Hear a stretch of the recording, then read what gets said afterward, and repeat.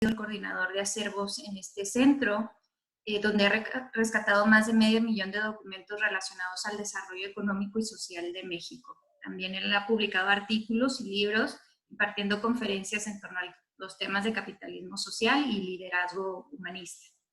Y esperamos también en un momento, se nos conecta también Cícero Willis, quien es director del Centro Eugenio Garza Sada.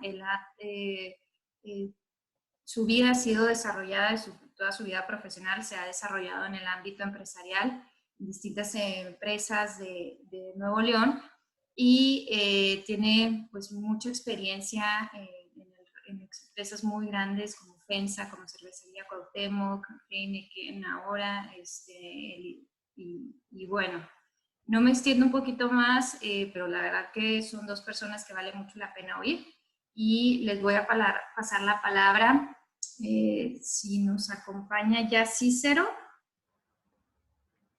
si no a César. Sí, aquí estamos, gracias. Adelante, Cícero, buenas tardes, bienvenido. Sí, gracias. ¿La presentación la vas a compartir tú, Claudia? Sí, aquí ya la estoy compartiendo.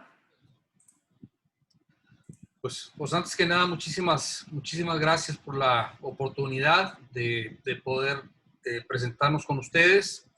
Y les voy a hablar un poco al principio de lo que estamos haciendo en el Centro Eugenio Garza Sada, y posteriormente le voy a pasar, vamos a pasar a ver el tema de la iniciativa de capitalismo social, y luego le voy a pasar a César, mi compañero, para que explique un poquito la historia del desarrollo económico y social y cómo se fue forjando este concepto en México, y sobre todo de muchos ejemplos que tenemos de grandes líderes empresariales con gran impacto social, para luego hacer un cierre y estar abierto a algunas preguntas que ustedes consideren relevantes, ¿sí? Entonces empezamos con una frase de Eugenio Garza Sada. Obviamente nosotros somos el Centro Eugenio Garza Sada y pues estamos principalmente fundamentados en el legado de Eugenio Garza Sada y de otros grandes empresarios de su generación. Y esta frase pues significa mucho lo que su filosofía personal, ¿verdad? Decía, lo que uno es y puede poseer es una oportunidad de ofrecerlo a los demás y una oportunidad de servicio. Es esa vocación de involucrarse personalmente con su tiempo y su talento, y obviamente pues en el caso de tener los recursos, pues ponerlos al servicio para el desarrollo social. Algunos de los valores en la que sigue, por favor. Adelante. Que son reflejo de toda la documentación que tenemos en nuestros archivos, que antes se usaba muchísimo la comunicación por carta y por eso lo rescatamos. Algunos de ellos no los voy a mencionar todos, pero el tema de libertad, que claramente declara que no es un don de la naturaleza, sino un derecho por el cual es necesario luchar permanentemente. El empresario que solo se ocupa de su empresa, ni siquiera se ocupa de su empresa, ahí empieza a marcar la línea del doble rol que a pesar del gran reto y responsabilidad y complejidad que tiene manejar una empresa, pues también dado sus competencias, su visión, su capacidad de organización y su influencia, pues es muy importante que tenga un doble rol con impacto social. El tema del lucro, el lucro no es renta para satisfacciones egoístas, sino instrumento de reinversión para el progreso económico y social. El tema del respeto, el respeto a la dignidad humana está por encima de cualquier consideración económica. En fin, realmente era una persona que vivía lo que declaraba, y sus acciones y obras reflejaban esto. Adelante, por favor. En el caso del marco institucional, la que sigue, nuestro propósito tiene que ver con, bueno, nuestro legado, que es la parte de la... Vengo bien. A ver, los estoy haciendo aquí, pero dejen de tomarme fotos como si fuera un... batuta del centro No, otra vez vienen estos gilipollas a joderme la existencia. Quítense, pinches verdureros, no les tender mi voto que transeculeros no se... Soy un ruido. Ahí está. Me están agrediendo sexualmente. Ahí estás. Eres Ahí está. Play 2 chipeada. Ahora Espérame tantito. te vamos a castrar los deditos. Bueno, quiero agradecer a mis 5... Están hackeando. 7 y al iluminados. Sí. Espérame tantito. Sí. No sé qué está pasando. Duró 2 horas haciéndolo bien rico. Oh, de las chicas soy su favorito. Ya lo... Gracias. Sí, perfecto. Entonces, si nos vamos a continuar. No, Álvaro, para que ya no pase otra vez. Sí, ya lo bloqueé. De acuerdo. En el tema de la... Perdón, atrás, por favor, Claudia. En nuestro propósito les decía que obviamente los cimientos tienen que ver con el legado. Nuestro propósito tiene que ver con potenciar la capacidad transformadora de empresarios y líderes sociales, con impacto social. Y nuestro enfoque estratégico es el capitalismo social, que es ahorita lo que les voy a compartir, que son 4 grandes pilares: el libre emprendimiento, el respeto a la dignidad humana, el compromiso social y el liderazgo humanista. Adelante, por favor. Los proyectos que tenemos son 3, todos alineados a lo mismo. Uno es esta iniciativa que les voy a compartir, la iniciativa de capitalismo social, que tiene que ver para inspirar sobre todo a los líderes empresariales a compromisos hacia un nuevo modelo que contribuya al bien común, incluyente, como mencionaron en la introducción, que genere desarrollo económico a la par. La casa, que es donde vivió don Eugenio toda su vida, desde que se casó hasta que falleció, lo vamos a convertir en un museo de liderazgo humanista, precisamente para compartir todos estos principios y valores y todas estas obras, instituciones que se generaron y que perduran en la actualidad. Y el CIDES, que es el Centro de Información sobre el Desarrollo Económico y Social, el cual lideré a César, mi compañero, integra todo lo que es acervos y legado de personas e instituciones que han impulsado este desarrollo dual de económico y social en México y que buscan promover los 4 pilares del capitalismo social. El capitalismo social, una más, por favor. Hay muchas tendencias que seguramente algunos de ustedes han estado observando, leyendo artículos, etcétera. Todas más o menos esencialmente tienen el mismo contenido o la misma preocupación y la misma propuesta. El de Stakeholder Capitalism desde Klaus Schwab habla de grupos de interés que todos tienen que estar involucrados y todos tienen que ganar. El de Conscious Capitalism habla de que el propósito de la empresa es más allá de generar utilidades, tiene que tener un propósito más trascendente con impacto social. Yunus habla de las utilidades al servicio de causas sociales, o al menos tener una política clara de compartir parte de estas utilidades con causas específicas. Mazzucato, que es una de las grandes pensadoras actuales, contrasta la diferencia entre crear valor contra tomar valor. Por ejemplo, una empresa que tiene influencias, pues se dedica más a tomar valor que a crear valor, contra una verdadera vocación empresarial de crear bienes y servicios que satisfagan necesidades y que al mismo tiempo contribuya a generar riqueza y a repartirla de la manera más justa. Y el tema de la OCDE, que lideré actualmente José Ángel Gurría, mexicano, habla del crecimiento inclusivo y el futuro del modelo económico, donde afirma que no es sostenible el modelo económico si no se logra este crecimiento que invite a todos a la generación de bienestar. Adelante. Entonces, con estas referencias, más la parte histórica que tenemos documentada en nuestros archivos, nosotros sacamos este proyecto de capitalismo. El contexto actual es de mucho reto. Por ejemplo, el concepto de crony capitalist, que lo han traducido como capitalismo de cuates, pues es un tema de tomar valor. Ya sea por influencia para bloquear competidores o dominar fuertemente los mercados, o con influencias para obtener contratos o preferencias en donde no hay realmente conocimiento, competitividad, donde no hay una competencia justa.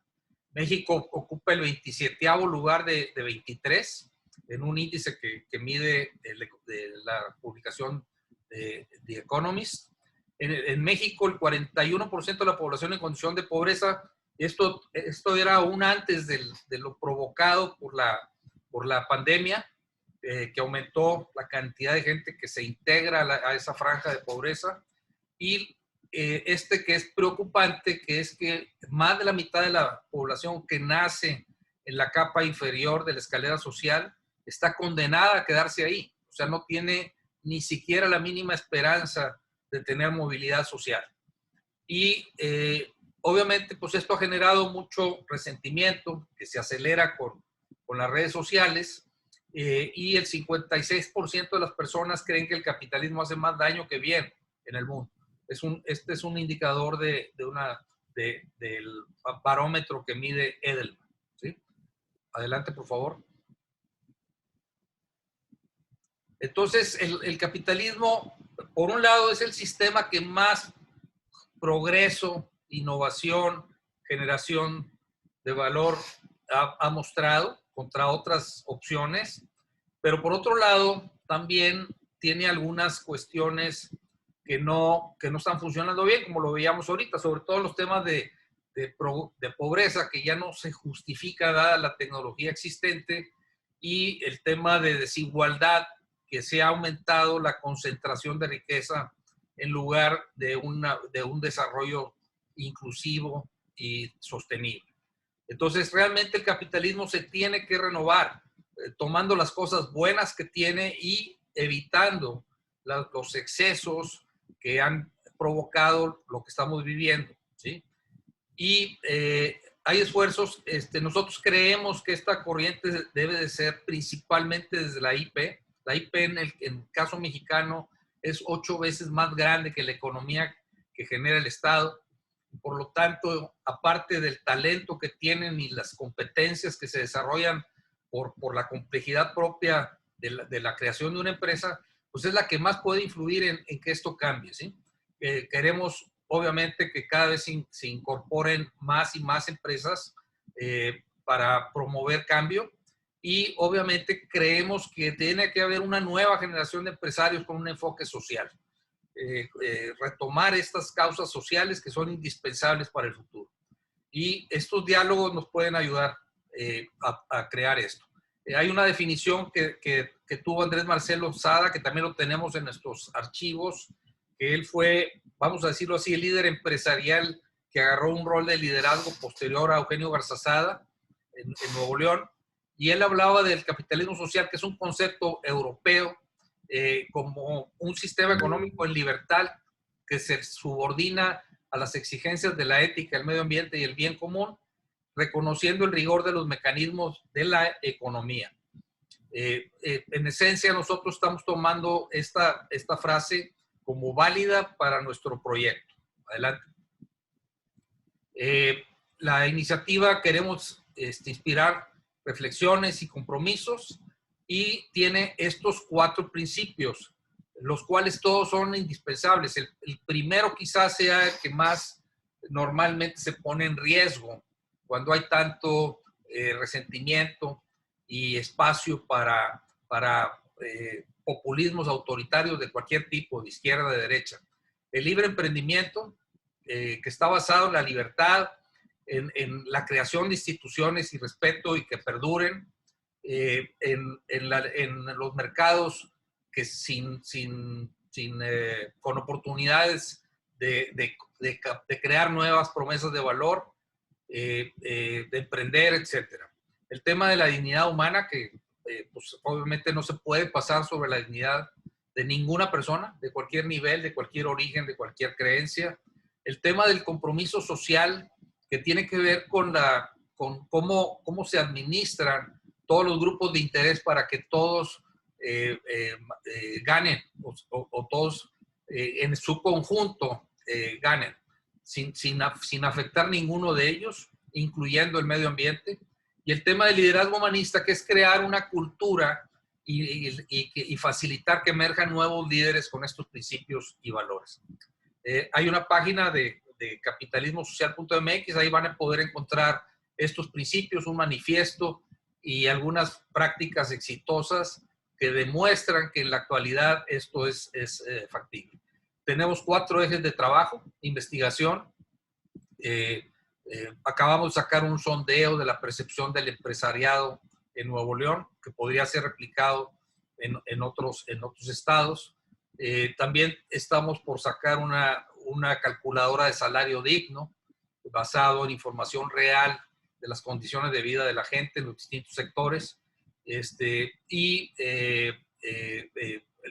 es la parte de investigación principalmente. Hay otros temas. En contenidos, obviamente, pues está el tema de, por ejemplo, acabamos de sacar un libro, ahorita los va a comentar César, de capitalismo social, el tema del legado empresarial, pero también sacamos contenido de prácticas exitosas actuales, de capitalismo futuro de los grandes autores que vieron ustedes al principio, etcétera.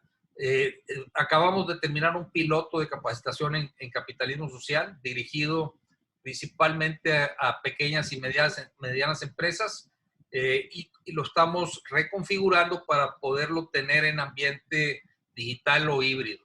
Y el tema de divulgación, pues estamos en medios masivos, en páginas de internet, en redes sociales, en conversatorios, en webinars que nos han invitado del TEC, de la UNI, de la UR, de CAINTRA, de Canaco, Coparmex, etcétera, ¿sí?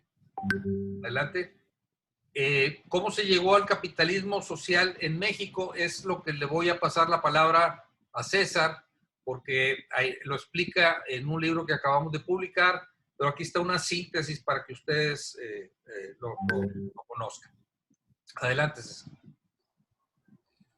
Muchas gracias, Cícero. Bueno, en primer lugar, lo que queremos destacar, y que en eso hablamos en el libro, es que estas ideas que ya comentó Cícero están en boga en el mundo, pero queremos destacar que ya se vivieron en México. Muy particularmente hemos visto el caso de Monterrey, pero sabemos que lo mismo ustedes mismos notarán que hay mucha convergencia, lo que sucedió en Chihuahua, en Guadalajara, Ciudad de México u otras ciudades. Entonces, los argumentos centrales son estos.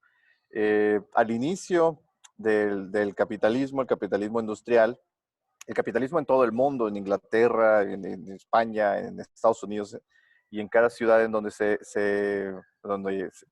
estableció, hubo un crecimiento económico sin precedentes, eso es innegable. O sea, la experiencia que se ha tenido de capitalismo es que genera un crecimiento económico muy contrastante con lo que se tenía antes, pero al inicio ese crecimiento económico no generó bienestar social. Eso también hay que decirlo. Entonces, ¿cómo se empezaron a pensar un grupo de empresarios? Pues a decir que se debía reformar ese capitalismo, estamos hablando del siglo XX, y ellos establecieron que para reformar el capitalismo tendrían que seguir necesariamente 4 principios, que el libre emprendimiento, respeto a la dignidad humana, compromiso social y liderazgo humanista, que es lo que vamos a ver adelante.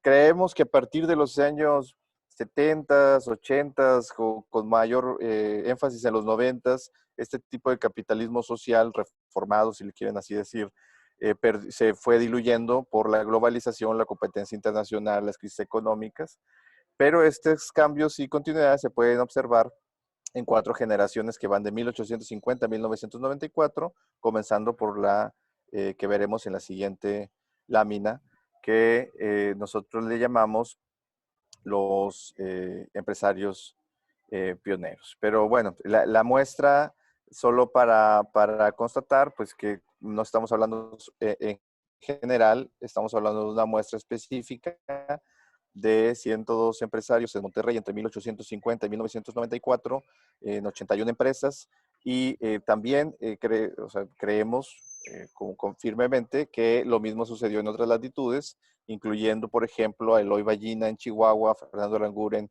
en Guadalajara, Lorenzo Servidge en Ciudad de México o Manuel Gómez Morín. Es decir, fue una generación de empresarios que compartían características comunes y que establecieron en sus empresas, como podemos ver en la siguiente lámina. Entonces, vemos, por ejemplo, los empresarios pioneros, a los que llamamos pioneros, entre 1850 y 1889, son los empresarios que empezaron los grandes negocios, las grandes industrias, muchos de ellos comenzando por comercio, y esto fue lo mismo en todas las latitudes del mundo y en todas las ciudades también mexicanas. Empiezan con comercio, reúnen capital, se reúnen con otros empresarios, hay muchos matrimonios que van uniendo las familias, hay una muy buena relación con el gobierno tiene un discurso de progreso, ellos dicen que México va a progresar de la mano de la industria, lo que todos los gobernadores quieren ver en sus ciudades son grandes chimeneas lanzando humo al aire, las grandes maquinarias. Entonces, esto yo considero que es bien importante porque es la época en donde mejor se ve cómo funciona el capitalismo con un gobierno que lo apoya, que genera las condiciones. En esta época es el gobierno porfirista, que tuvo muchísimas cosas que criticarle, pero que en la cuestión económica estableció el ferrocarril, las comunicaciones, en este caso las exenciones fiscales, el apoyo para compra de maquinaria. En ningún otro periodo de México, y muy significativo en Latinoamérica, se ve cómo funciona un capitalismo que logra convenir los intereses del Estado, de un Estado federal y un Estado estatal, con los intereses también de los emprendedores. Entonces, creo que esto es muy, muy a destacar en esta parte. El problema aquí, podemos decirlo, fue el enfoque del negocio. O sea, en esa época el enfoque del negocio era generar riqueza y hubo un nulo respeto a la dignidad humana, que eso está bastante claro, con una grave situación laboral, cero prestaciones laborales, trabajaban prácticamente todos los días, 12, 14 horas, algunos 10 horas, no había seguridad laboral, o sea, dentro de las fábricas. Si se accidentaban, el obrero tenía que pagar medicinas y el médico, y se les contaba el día, y si tenía un problema grave, se le despedía sin ninguna indemnización. Es decir, el empresario y la empresa aseguraban generar riqueza, pero se la quedaban solamente un pequeño grupo. Y la única responsabilidad que pensaba en los empresarios que tenían era a título personal. Si tú querías ser un buen cristiano, si querías ser una buena persona, podías a título personal de tus ganancias donar a la caridad. Entonces no había ningún liderazgo fuera de la empresa. Entonces eran grandes emprendedores que convenían interés con el gobierno, generaban muchísima riqueza, está más que claro, pero no le llegaba lo que podíamos decir a los grupos interesados, al resto de la sociedad, ni siquiera los involucrados dentro de la empresa. Y esto cambia en los empresarios de transición, que pasa entre 1890 y 1929, con el gran quiebre que hay de la Revolución Mexicana. ¿A dónde se llega con un modelo económico o con un modelo de empresa que solo se enfoca a generar riqueza y quedársela en manos de pocos? Pues a la desigualdad social y a la búsqueda de justicia social, al conflicto. Y en este caso el conflicto armado. La Revolución Mexicana reunió las quejas de los obreros, de las comunidades, de que toda la riqueza generada durante el porfiriato se lo quedaban solamente una élite. Entonces, aquí en esta época se continúa el libre emprendimiento, se crean las grandes empresas que conocemos como cervecería, fundidora, otras de bebidas, de generación de acero, vidrio, cemento, en diferentes latitudes de México. Y la revolución, con la Constitución de 1917, recoge la exigencia de justicia social, crea en el artículo 123, en otros artículos, protecciones para prestaciones para los trabajadores y le exige a la empresa que cumpla con ciertas exigencias. Algunos empresarios se quejan, algunos no quieren cumplir con estas, otros dicen lo voy a hacer pero gradualmente. Y hay un grupo de empresarios que sí está dispuesto a transitar a esta nueva circunstancia y lo quiere hacer junto con los trabajadores. Hay que destacar que los empresarios pioneros de los cerca de 28 que observamos, ninguno hizo que su empresa lograra pasar a la segunda generación. ¿Por qué? Porque tenía pensamos, esa es nuestra tesis, que ese modelo que ellos tenían, pues simplemente estaba destinado a fracasar al mediano y a largo plazo.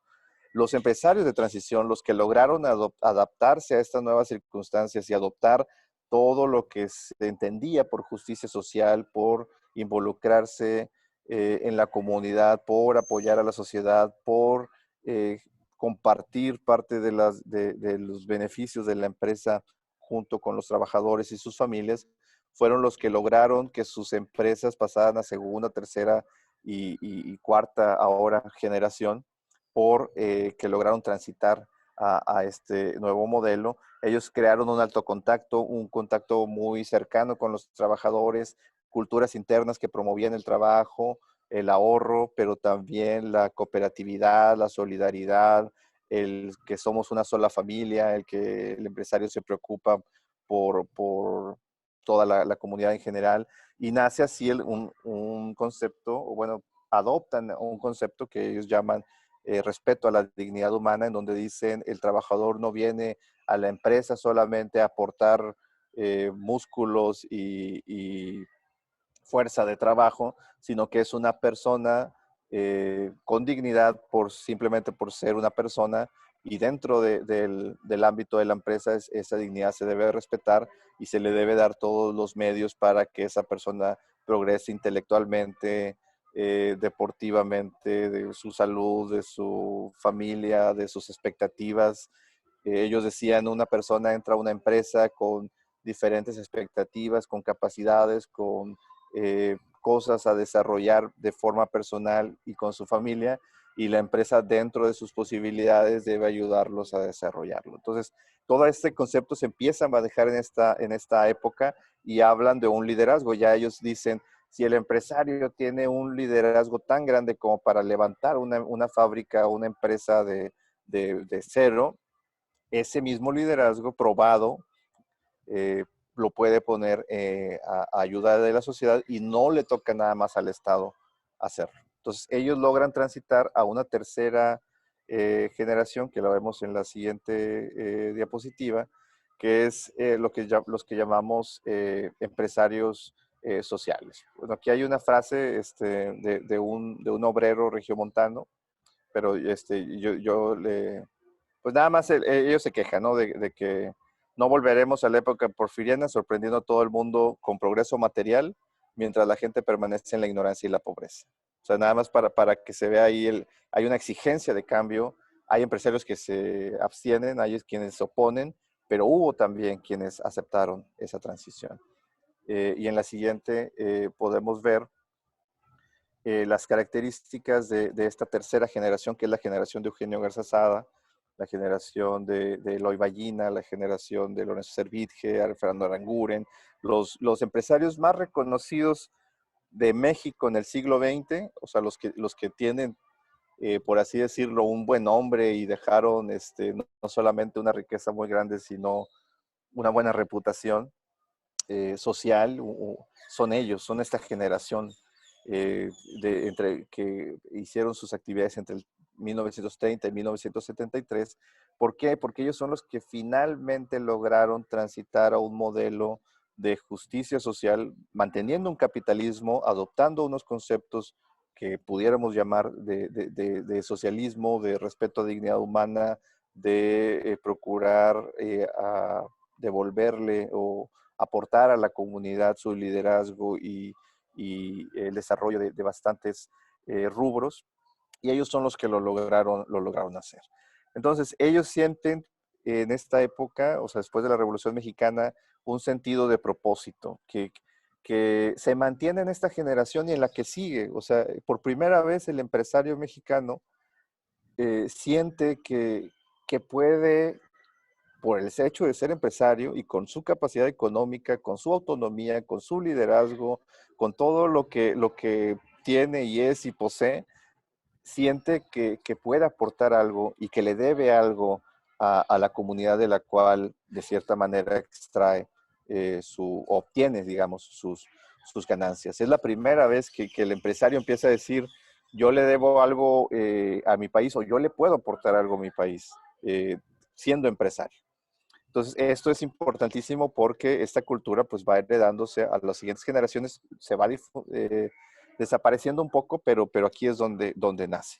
Ellos empiezan a criticar a lo que llaman el capitalismo salvaje. Ellos empiezan a decir, el capitalismo no es solamente para que ganemos dinero. O sea, obviamente se alimenta de eso el propio sistema, es parte, se tiene que generar ganancia. Si una empresa no genera ganancia, no tiene razón de ser. Pero el objetivo es más trascendental. O sea, el objetivo es que siendo la empresa una institución dentro de la sociedad, es creada para beneficiar a la sociedad y tiene la mayor capacidad, incluso que el Estado, ellos se atrevían a decir, la iniciativa privada organizada dentro de la empresa tiene mayor posibilidad de beneficiar a la sociedad que el propio gobierno. Que eso era para esta época decir mucho, porque el gobierno decía, pues, nosotros somos los que defendemos la bandera de la Revolución Mexicana. El partido en el poder se decía la revolución institucional, nada más por decir algo. Entonces, ellos decían, nosotros somos el garante del futuro de México y de la justicia social.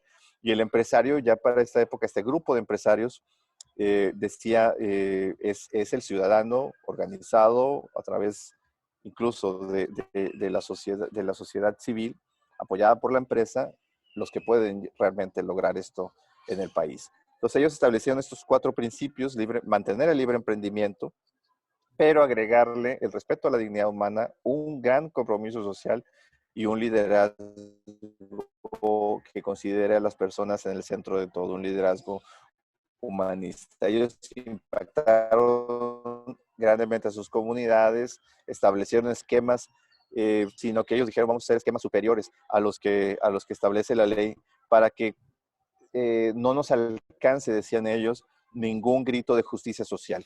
Es decir, que ni los sindicatos más combativos tengan algo que competir con nosotros porque les llevamos ventaja. Ahí había un empresario que decía, vamos a rebasarlos por la izquierda.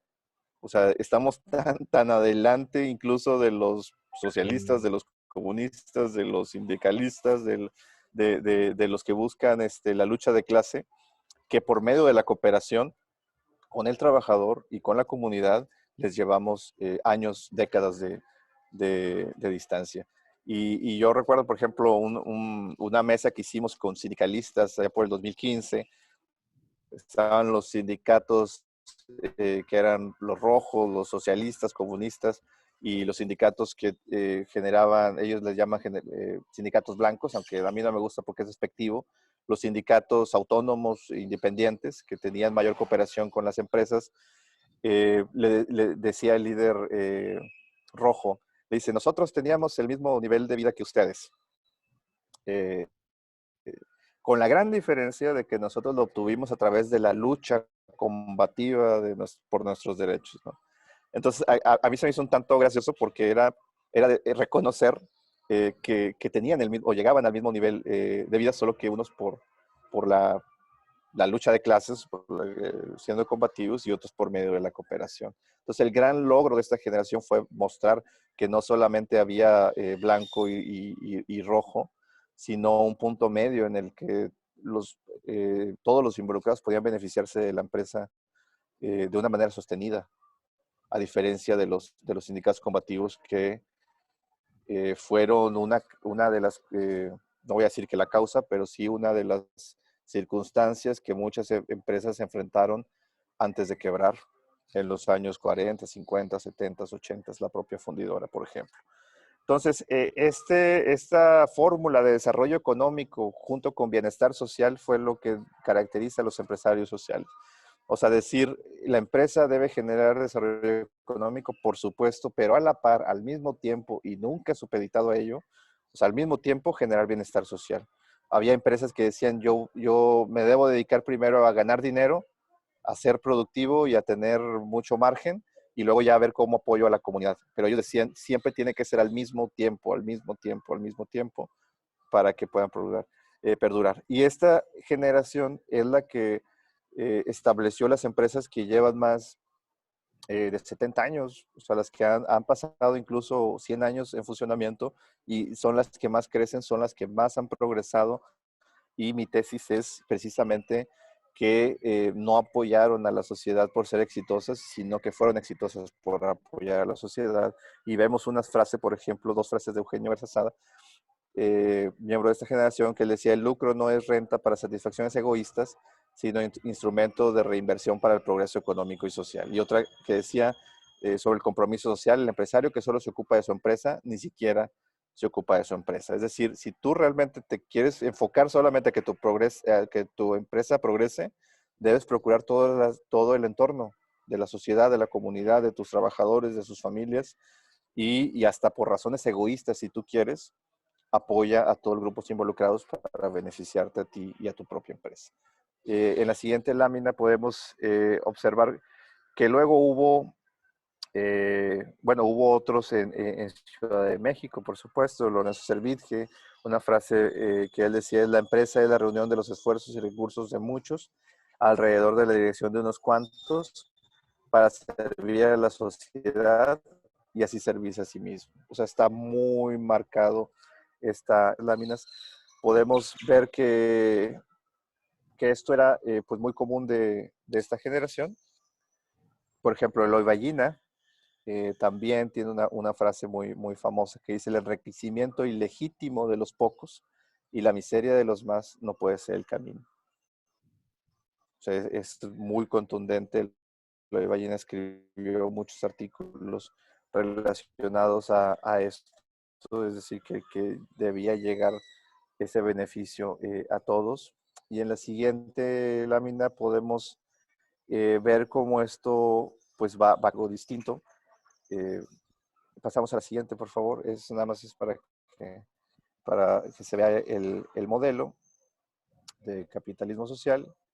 Son algunos ejemplos de las instituciones fundadas por los empresarios sociales, empresas, universidades, instituciones culturales, museos de arte, hospitales, equipos deportivos. Las 3 principales universidades de Nuevo León las creó esta generación. Y en la siguiente, por favor, podemos ver que esto cambia a partir de los años 70 con el modelo que conocemos ahora, con algunos lo llaman modelo neoliberal, modelo de globalización, que es sintetizado por Milton Friedman, un economista. En los 70 él dice: la responsabilidad social de la empresa es incrementar sus beneficios. ¿Cuál es la reacción de los empresarios ante las continuas crisis a partir de los años 70? Como vemos a continuación, pues la respuesta de ellos es: la única responsabilidad de la empresa pues es que sobreviva. O sea, eso pensaban ya los empresarios para esta época. Decían, quizá estamos gastando mucho en lo social, quizá estamos dando mucho en prestaciones, quizá estamos desenfocando nuestro tiempo en atender otras cosas que no es necesariamente la empresa. Y esto ha hecho que nuestras empresas estén en quiebra. Esto ha hecho que no podamos competir con nuestros competidores a nivel internacional, porque recordemos que ya estaba la globalización en este momento, a diferencia de un mercado cerrado anterior. Y empiezan ellos a pensar, para poder competir tenemos que librarnos de toda la carga social, de todo el liderazgo que teníamos en la comunidad, e incluso reducir todo lo que le dábamos a nuestros trabajadores. Y ellos pensaban, quizá nos equivocamos y esto le toca al Estado, le toca a alguien más, y nuestro trabajo es simplemente hacer que la empresa esté a flote. Entonces hay una regresión a partir de los años 70 y hasta los años 90, en donde ellos empiezan a pensar que su postura social pues debe ser solamente individual y va a un retroceso de prestaciones, de participación, de compromiso social, pero también de un desarrollo de una empresa, de un pensamiento empresarial, que ellos empiezan cada vez más a hablar de su labor como empresarios, pero ya desde otra perspectiva. Y si vamos a continuación, podemos ver que pues esto fue algo que sí impactó a muchos, pero hubo otros empresarios, unos muy pocos empresarios, que empezaron a decir esto que estamos haciendo, pues nos va a afectar a mediano y a largo plazo. Por ejemplo, Rogelio Sada, él estaba en contra de esta política neoliberal, y él decía, la empresa no puede ser otra cosa más que el conjunto de hombres que, respetando su dignidad y propiciando el mayor acrecentamiento de valores sociales, culturales, materiales y espirituales, se dedica con determinados recursos a la continua generación de bienes y servicios y su justa distribución, contribuyendo así a la plena realización del bien común. O sea, ellos empiezan a decir, bueno, aunque toda esta ola va en retroceso, nosotros debemos considerar una cosa, que quizá la empresa no nació para generar el bienestar común, pero el bien común, pero sí es quizá la pieza más importante en el tablero para poder generarlo dentro de una sociedad. Y tenemos otra frase de Alejandro García Lagüera en el 95, que él empieza a ver cómo estas políticas neoliberales están afectando en sí a todo el empresariado, en general al empresariado regiomontano. Alejandro García Lagüera fue director de la cervecería Cuauhtémoc, hijo de don Eugenio Garza Sada, y él mismo reconoce ya para el 95, los empresarios regiomontanos siguen siendo los mejores del país, decía él, y han dado el ejemplo, aunque su influencia descendido. O sea, él dice, todo lo que fuimos abandonando nos hizo perder la influencia, y aún hoy hay muchos que dicen que a partir de este modelo en Monterrey, del modelo neoliberal, el abandono del modelo de los empresarios sociales, el abandono del capitalismo social, hizo que los empresarios regiomontanos pues ya no tuvieran la misma influencia que antaño.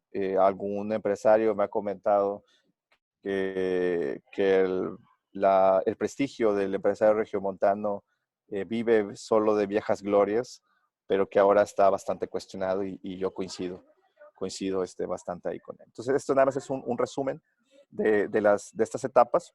Yo diría que cada empresa pasa por las mismas 4 etapas, una en la que solo está pensando en la ganancia, en cómo sostenerse, en cómo crecer, en cómo mantenerse, en cómo que el negocio pueda prosperar, otra en la que empieza a pensar, a replantear si puede dar algo más, si puede aportar algo más a la comunidad, si puede tener un liderazgo el propio empresario.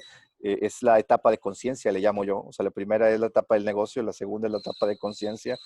La tercera es donde allá el empresario dice, yo soy un líder en la empresa, también soy un ciudadano, también puedo ser un líder ciudadano, darle a la comunidad, tener esa clase de liderazgo, y empieza a tomar ciertas medidas dentro de su empresa.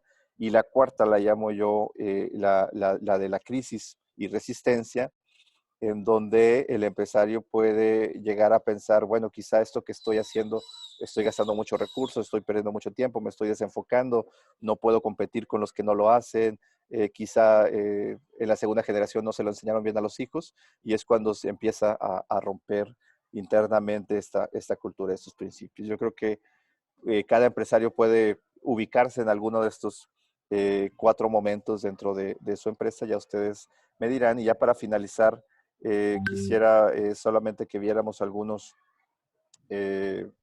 conclusiones, lecciones, podríamos decirle. En primer lugar, la experiencia histórica en todo el mundo, y en el caso mexicano, y particular en el regiomontano, pero en todas las demás latitudes es igual, podemos coincidir que el capitalismo es el mejor sistema para generar riqueza. Y eso debe defenderse, eso está más que claro. O sea, lo que generó el capitalismo en cuanto a generación de riqueza no existía antes en ninguna otra latitud. Pero debe incluir ese bienestar económico, un bienestar social dentro de la empresa. Entonces, esta inversión en el compromiso social, la empresa no debe pensar que esta inversión social es un obstáculo para el éxito o un costo, sino creemos que es una necesidad para alcanzar el éxito. O sea, la empresa que quiere ser exitosa a largo plazo tiene que pensar en la comunidad, en sus grupos de interés, en la comunidad, en sus trabajadores, en las familias, en sus clientes, en el medio ambiente, en el propio gobierno. Y los empresarios, al ser líderes en su empresa, pueden contribuir mucho a la sociedad, y se ha demostrado históricamente que el país funciona mejor cuando el empresario, el Estado y los trabajadores trabajan juntos. O sea, se ha escrito muchísimo y la historia está plagada de los momentos en los que hay conflicto entre trabajadores y empresarios, entre el Estado y los empresarios, pero también hay mucha evidencia que los mejores momentos económicos que ha tenido el país es cuando se ponen de acuerdo. Y esto hay que destacarlo muchísimo. O sea, siempre se llega a mucho mejor para todos cuando se trabaja juntos. Y el empresario que quiera tener estos principios debe constituirse no solamente como alguien que los practica, sino como alguien que enseña a los demás, que forma a sus hijos primeramente, a los que los van a sustituir en su empresa, pero también a todos los que tenga a su alrededor, porque esta cultura solo se sostiene cuando se fomenta y se pierde cuando se deja de fomentar. Y esa, bueno, pues básicamente es toda la presentación. Muchas gracias, César. Muy buena presentación. Si quieres dejar de compartir, Claudia, por favor. Mira, normalmente aquí la sesión la abrimos a preguntas y respuestas. Quiero hacer nomás un hincapié en varias de las iniciativas que tenemos en desarrollo económico, como es el Comité de Competitividad Laboral. Nosotros trabajamos en él a través de desarrollo económico, tratando de promulgar iniciativas y proyectos que mejoren la calidad de vida de nuestros colaboradores aquí en la industria de transformación en Chihuahua. Inclusive hemos tratado de trabajar en cambiar que los trabajadores no hablen de la maquila, que hablen más por el nombre de la empresa en la que trabajan. Trabajamos en la ley de transporte urbano. O sea, todos esos momentos que ellos desperdician del transporte de llegar desde su casa a la maquila o a la industria en la que trabajan, pues es calidad de vida que no se compromete con sus familias. Entonces, es así que también nosotros trabajamos en una estrategia de comunicación, como lo sabemos Chihuahua, comunicando. Los empresarios somos malos para comunicar todas las iniciativas, todo. Creo que cada empresario aquí dentro de Chihuahua y de otras partes de México hace un gran esfuerzo por ayudar a su gente. Entonces, lo que sí somos malos es que muchas veces piensan que es ayuda del gobierno. Inclusive aquí en Juárez, ahora que vino el presidente, hace un año que incrementó los salarios al doble, la gente le reconocía a él ese esfuerzo. Sin embargo, era un esfuerzo de los empresarios que estamos haciendo nosotros por pagarles más a ellos. Entonces, ahorita el país se ve muy críticamente polarizado con esa división tan grande que comenta César. Y es donde debemos, yo creo, de tener ya más participación, más injerencia y más trabajo continuo como empresarios. Yo nomás quería hacer hincapié en estos temas. Quisiera abrir la sesión a preguntas y respuestas. Como sabes, aquí tenemos varios empresarios muy importantes de varias partes de México. Y adelante, pues empecemos por, si quieren levantar la manita. José Mario, tú tenías una pregunta. Adelante. Así es. Buenas tardes a todos. José Mario Sánchez, presidente de Coparmex Ciudad Juárez y también miembro de Desarrollo Económico de Ciudad Juárez. Una pregunta, César. En primer lugar, tu presentación muy buena en el sentido de que yo sí creo que el empresariado a nivel nacional necesitamos hacer un esfuerzo de aprender, de prepararnos un poquito más, y estamos hablando aquí pues filosóficamente, para buscarle o entender un poquito más el sentido de lo que es la empresa, ¿verdad? claro, teniendo en mente que empresas sin utilidad no existe, ¿verdad? La utilidad es el oxígeno de la empresa, pero sí esta discusión filosófica sobre la labor o el rol de la empresa en cuanto al bien común. Y yo creo que bueno, en eso me congratulo. Ahora, sin embargo, pues en lo personal yo tengo una participación en Coparmex de más casi 30 años, ¿verdad? Y escucho tu mensaje y es mucho de lo que he escuchado en Coparmex. En lugar de llamársele a un capitalismo social, le hemos llamado siempre economía de mercado con responsabilidad social y ahora se le agrega la palabra incluyente. Lo mismo en esa formación del humanismo empresarial está ahorita la parte de USEM, ¿verdad? Que la Unión Social de Empresarios Mexicanos, que precisamente eso es lo que hacen, pues han estado trabajando en trabajar esta parte de la formación filosófica del empresariado. En sí, pues don Luis Quesada es el fundador dentro de esta historia que platicas de esos destacados hombres de negocios, que de esa generación de final de los años 30, ¿verdad? En respuesta a esta intentona de establecer el comunismo en México, pues ese liderazgo regiomontano, don Luis Quesada se le considera pues el fundador de Coparmex. Mi pregunta en este caso, en este contexto, es ustedes, o sea, ¿cómo se compagina todo esto? Porque a veces hacemos esfuerzos por todos lados y no nos debilitamos nosotros mismos al traer tantas estrategias. Entonces, ¿cuál es la diferenciación entre esta acción y lo que ya hemos venido realizando? Que sin duda alguna necesitamos verdaderamente involucrarnos más en todos estos aspectos del empresariado, precisamente para encontrar esta nueva narrativa tan necesaria ahora en cuanto al contexto sociopolítico que estamos viviendo ahorita. Entonces, esa es mi pregunta, ¿cuál es, o sea, cómo se están compaginando, cuál es la diferencia, etcétera? Si me permites contestar. Bueno, esencialmente nosotros hemos visto la misión y los principios de Coparmex, de CAINTRA, etcétera, y sí hay un claro sentido social de la empresa.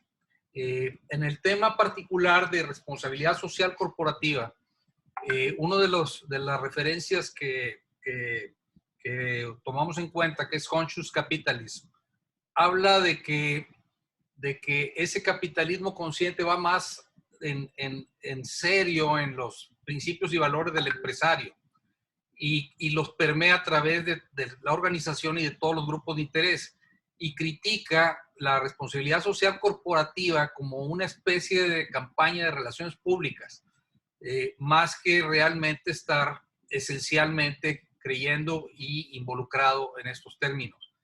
Pero los principios son los mismos. No hay ninguna duda al respecto. Nosotros lo que estamos tratando de hacer es, bueno, primero hay un marco ideológico, ¿verdad?, que está basado tanto en corrientes actuales, presentes, porque las preocupaciones son mundiales al respecto, y también en cuestiones históricas que demuestran el valor de los empresarios cuando se alinean y trabajan en equipo con un claro enfoque social. Nosotros creemos que la gran mayoría de los empresarios son buenos, ¿sí? Y tienen buenas prácticas, pero hay una costumbre que criticaba mucho Andrés Marcelo Sada, porque decía que la percepción errónea del empresario se debe o a que no cumples con tu labor social o no comunicas el bien que estás realizando. Entonces nosotros tenemos una plataforma que claramente busca comunicar el bien que empresarios actuales están realizando, y Nosotros en esa página que comentamos de capitalismosocial.mx tenemos ya algunas historias de prácticas exitosas de empresarios actuales. Algún ejemplo, por ejemplo, es una cadena de supermercados de áreas populares que se llama Merco, y ellos, por ejemplo, miden en su sistema de gestión el bienestar de los trabajadores, empezando con un mínimo que está muy arriba de la industria, del promedio de la industria y del sector, ¿sí? Y lo están haciendo y porque creen en esto, y curiosamente se está traduciendo en una lealtad y en una innovación y en una capacidad de servir a la clientela que los está acabando por diferenciar del resto del sector. Tenemos otra empresa una microempresaria que tiene una panadería y, por ejemplo, se vinculó con temas de los vecinos para crear espacios de convivencia cultural. Y está creando una influencia mayor en la comunidad.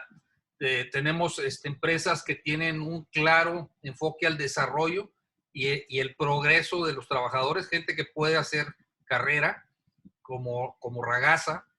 Estamos por publicar pasado mañana el caso de Frisa con una fundación. Ellos tienen una política de un porcentaje de la utilidad bruta en promedio de los últimos 3 años, dedicada a fondear esa fundación, y esa fundación pues, tiene identificadas sus prioridades y causas sociales a los cuales apoyan.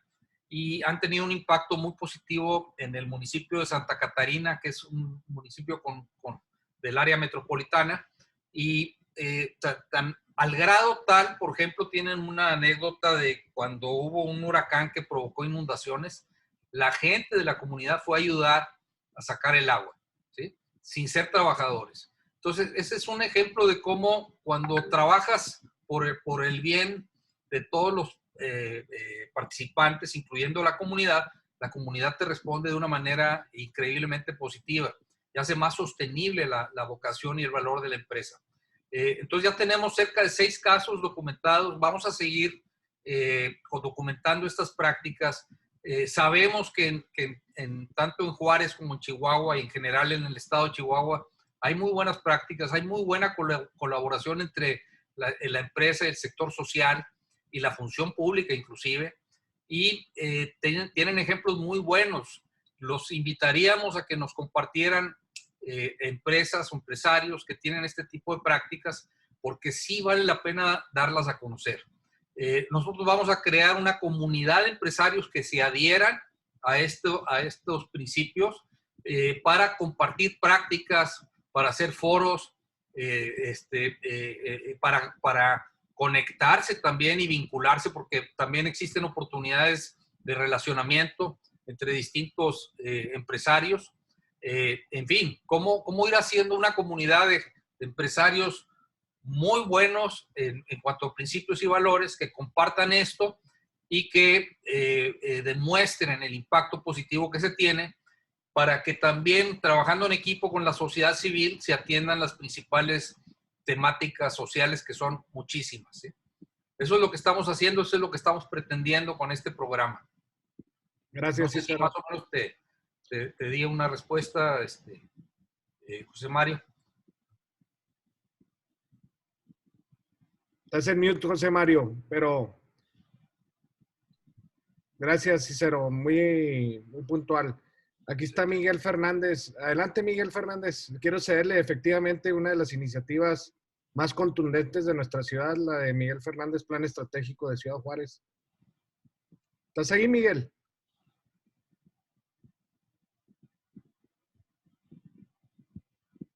Lo vi conectado, pero...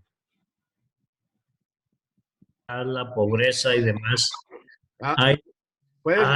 Miguel, ¿puedes repetir el comentario porque estabas en mute? ¿Ya me oyes? Ahí te oigo bien, Miguel. Adelante.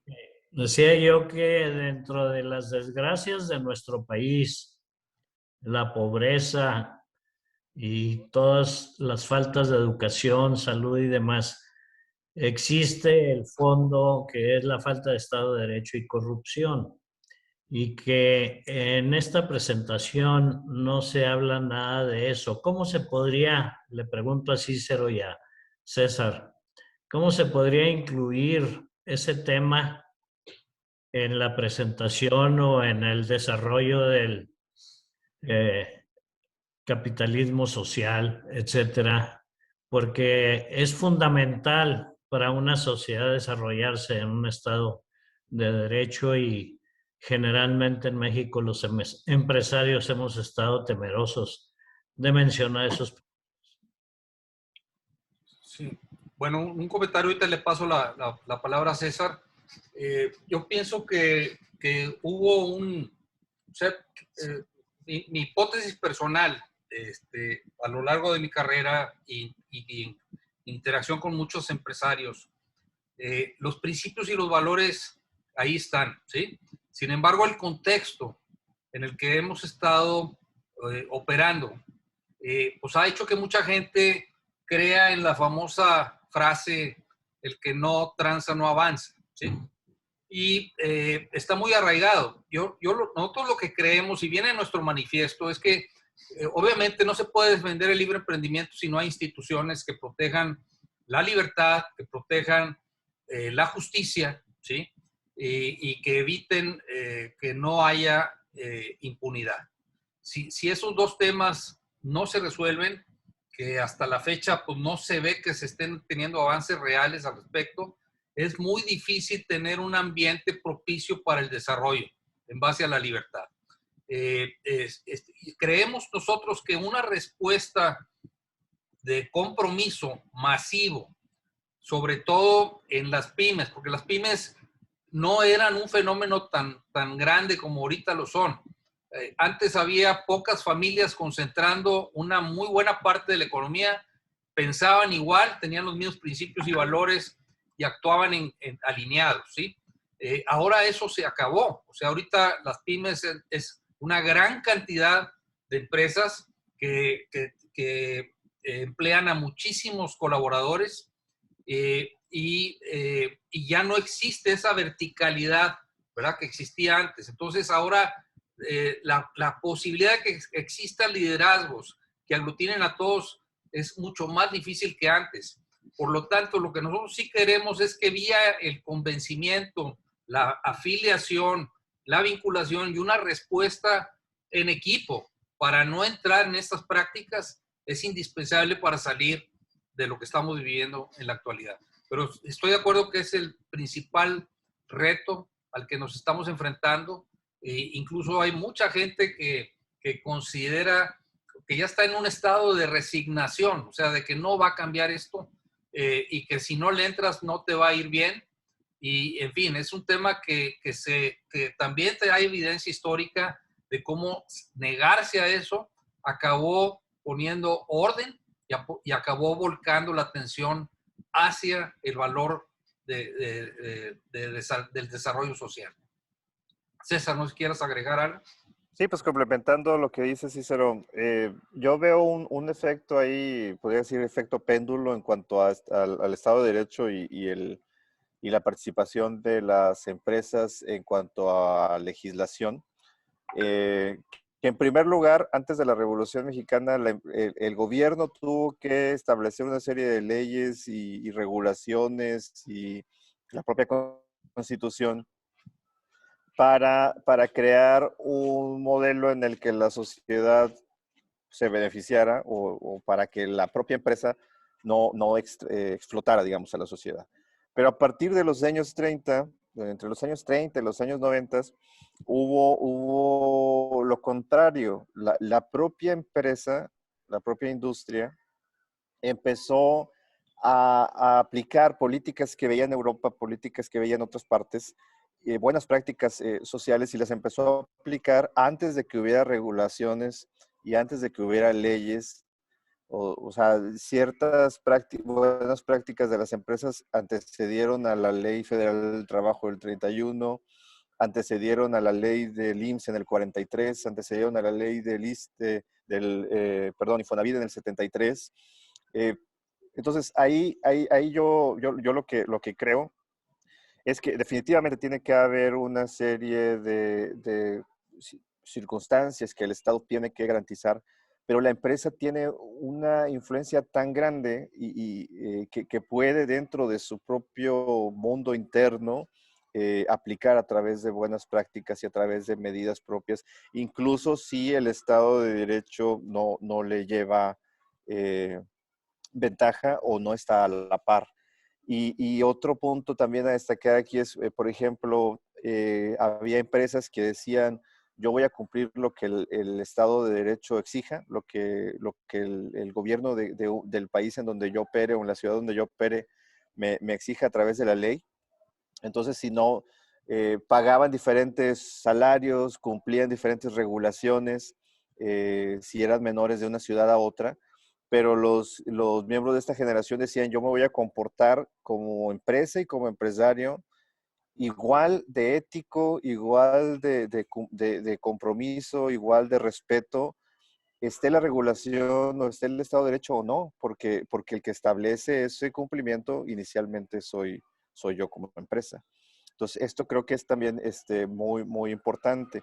Y en cuanto a la corrupción, pues me encantaría decir que la van a erradicar, que la 4T la va a atropellar, pero difícilmente pudiera decir que eso, si el ser humano es como es, se va a eliminar. Lo que sí puedo decir es que hubo un grupo de empresarios, y yo sé que hay un grupo de empresarios que no está dispuesto a cruzar esa línea, y eso es algo que no se puede verlo así con sacrificio, porque te limitarás de muchos buenos negocios, de muchas buenas opciones, pero no se puede vencer más que con el ejemplo y llegar a normalizarlo. O sea, por ejemplo, había una frase de Eugenio Garza Sada que él decía que en referencia a la corrupción, es que el empresario sea tan ético que contagie a los otros empresarios, de modo que todos piensen que los negocios se hacen así, siendo éticos. Y eso yo creo que se logró en esa generación y se puede lograr por lo menos en un grupo específico que diga yo voy a no ser corrupto, y todos los demás van a decir, bueno, para hacer negocios no hay necesidad de hacerlo, y se va a normalizar y los demás lo van a hacer porque pues así es como se hace en los negocios. O sea, suena esto muy, muy real, pero es la opción que tenemos, creo. Sí, ahí me acuerdo de una frase de don Lorenzo Servige que lo invitó José Antonio Fernández a una reunión directiva de FEMSA, que empezó el debate sobre este tema de la aplicación real de la ética, al final de cuentas, de la moral, ¿verdad? Y decía, yo estoy de acuerdo que el contexto de las empresas es distinto, algunas están luchando por sobrevivir, otras apenas acaban de nacer, andan sosteniéndose. Es muy distinto el ciclo de vida de las empresas y sus circunstancias, pero la frase me llamó mucho la atención porque refleja un compromiso personal. A final de cuentas, decía, portarse bien paga. Y si no paga, también hay que portarse bien. Es ese compromiso de no es negociable caer en actos de corrupción o de influencias. Porque esas son precisamente ejemplos de donde alguien toma valor sin crearlo, ¿sí? Y eso es precisamente parte del mal que tenemos. En lugar de enfocarse al desarrollo de valor y la mejor inclusión e impacto social, o sea, uno está viendo cómo hace algunos favores que benefician en el corto plazo, pero están destruyendo la sociedad, que es la que te beneficia en el largo plazo.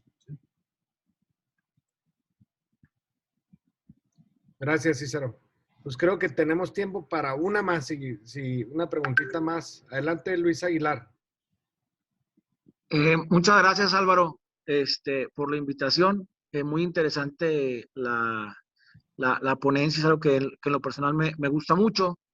Les quería preguntar a ustedes como fundación. Nosotros estamos por iniciar una empresa social. Mi esposa y yo tenemos una fundación que apoya a niños con cáncer. Y ahora en la pandemia batallamos mucho para la generación de recursos y decidimos justamente iniciar una compañía con el tema de compromiso social, con lo que decías en la diapositiva inicial de donar una parte de las utilidades. ¿Tienen alguno de ustedes alguna manera de coachear a empresarios que quieran iniciar este tipo de empresas sociales o de mejor? Esa es mi pregunta. Sí, mira, nosotros, nuestro objeto social no, en particular no se dedica a eso, pero sí estamos vinculados con algunas organizaciones de la sociedad civil que lo hacen y que lo hacen muy bien. En particular hay una que se llama Comunidad y lo que hace precisamente es, por un lado, ayudar a familias o empresas que quieren tener una causa social, que quieren crear una fundación, ¿verdad? Cómo gobernar eso, cómo asignar los recursos, etcétera. Y por otro lado, conocer las necesidades de las organizaciones de la sociedad civil y dárselas a conocer a estas personas para que ellos decidan qué causa social apoyar. Algunas buscan temas de transformación social, como es el caso particular del Centro Eugenio Garzazada, pero hay otras que claramente tienen programas de asistencia directo a personas con ciertas vulnerabilidades, ¿verdad? Entonces, con gusto, te podríamos, si nos pasas tus datos, te podríamos conectar con esta organización que como te digo, lo hace muy bien y tiene competencias muy, muy buenas al respecto. Oye, ¿vas a creer que este mundo de la ayuda es un mundo muy chiquito? Claro que los conocemos. De hecho, cuando nosotros iniciamos la fundación, nos acercamos con ellos porque lo que hacen, lo hacen muy bien. Tengo buenos amigos ahí. Entonces, claro que sí, Cícero. Pues felicidades por lo que están haciendo y muchas gracias por la invitación. Sí. Pues yo creo que con esto, algún último comentario, Cícero y César, y pasamos a concluir la conferencia ya que nos pasamos un poquito de la hora y para poder finalizar.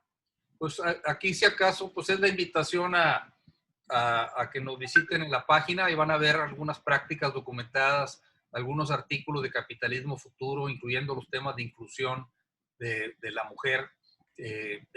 Van a ver un manifiesto, lo pueden declarar firmado, poniendo sus datos. Tenemos ahí mismo a la venta el libro de capitalismo social, la biografía de Eugenio Garzazada. En fin, y sobre todo, ojalá y nos puedan ayudar a identificar algún caso, una práctica exitosa de las muchas que tienen en Chihuahua, que ustedes consideren que es una muy buena práctica que vale la pena documentar. No sé si es en todo el estado o en Juárez o en Chihuahua, pero escuchamos un fondo participativo que se genera entre función pública y empresa privada para luego asignar a causas sociales. Se nos hace ser súper interesante. Pero sí estamos con algunas amistades y conocidos que realmente tienen una vocación social muy, muy, muy fuerte, muy arraigada de mucho tiempo, y sí nos gustaría si nos facilitan este tipo de ejemplos para documentarlos y publicarlos. Álvaro, si me permites un minuto. Con mucho gusto, Cícero. Adelante, Fernando. Nada más para comentarles que en Desarrollo Económico tenemos 40 libros precisamente que solicitamos al Centro Eugenio Garzazada para todos los socios del organismo que nos estén acompañando y que es en uno, si nos pueden mandar ya sea un correo o un mensaje ahí en el chat, con todo gusto se los hacemos llegar. Muchísimas gracias a Cícero, a Willis por la conferencia el día de hoy. Gracias. Adelante. Perdón, Álvaro. Perdón. 10 segundos nada más. Buenas tardes, Chava Carrejo de Coparmex, Chihuahua. Estamos empezando un proceso de documentación de casos de éxito precisamente en este sentido. Si gustan, ya está avanzado, ya es un trabajo bastante avanzado. Lo ponemos a disposición cuando ya lo tengamos en formato disponible. De acuerdo. Gracias, Chava. Adelante, ¿no? Aquí en Chihuahua van a tener muchos casos que podrán publicar. Con mucho gusto los hacemos llegar a través de Claudia o directamente de los desarrollos económicos. Aquí tienen a nuestro presidente, muy amigo mío, Sergio Mendoza, también presente. Bueno, pues yo creo que con esto damos por terminada la sesión. Les agradecemos mucho a todos los asistentes y pues seguimos en contacto. Sí, muchísimas gracias a ustedes. Hasta luego. Hasta luego. Gracias. Gracias, Cícero. Gracias, César. Me gusto en verlos. Gracias. Gracias, Muchas Claudia. gracias. Hasta luego. Muchas gracias a todos desde Chihuahua. Hasta luego, Guillermo. Gracias, saludos. Sí.